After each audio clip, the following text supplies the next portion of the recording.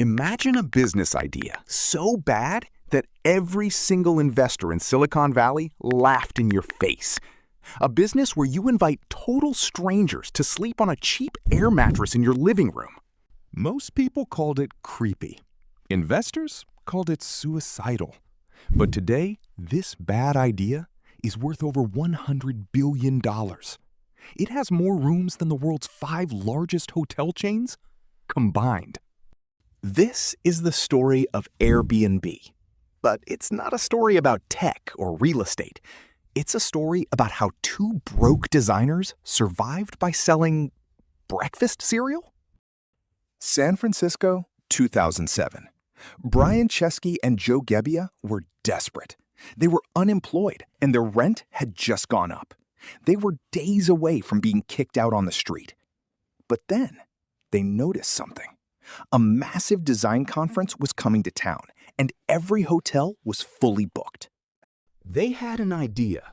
Why not turn their apartment into a makeshift B&B? They didn't have beds, so they bought 3 air mattresses. They called it Air, Bed, and Breakfast. They got 3 guests, made $240, and thought they were geniuses. But when the conference ended, the customers disappeared. For the next year, the company was a ghost town. They were living on maxed-out credit cards, hiding them in binders so they wouldn't have to face the debt. The Serial Hustle. By 2008, the founders were $30,000 in debt. No one wanted to fund them. They were the guys with the air mattresses. They were at rock bottom. But then came the 2008 Democratic National Convention.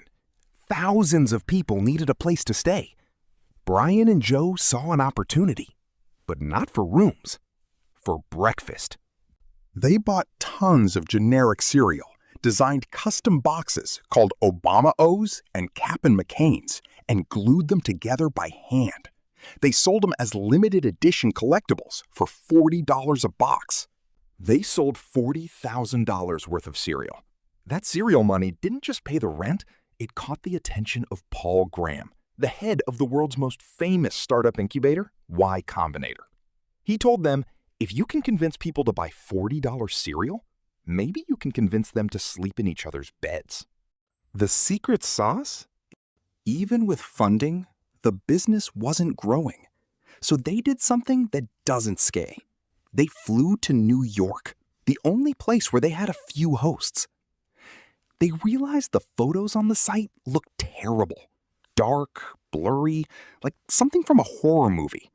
So they rented a professional camera and went door to door, taking photos of the apartments themselves. Suddenly, bookings tripled.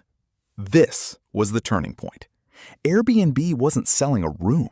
They were selling trust. By 2011, they were in 89 countries. They were disrupting a century-old hotel industry. But success brought a whole new set of enemies. The crisis. Cities started banning them. Hotel unions sued them. And then, in 2020, the world stopped. The pandemic hit. In just 8 weeks, Airbnb lost 80% of its business. Experts predicted the end. The travel industry is dead, they said. But instead of quitting, Brian Chesky pivoted again. He realized people didn't want to fly, but they did want to escape their homes. He shifted the focus to local stays, cabins in the woods, houses in small towns.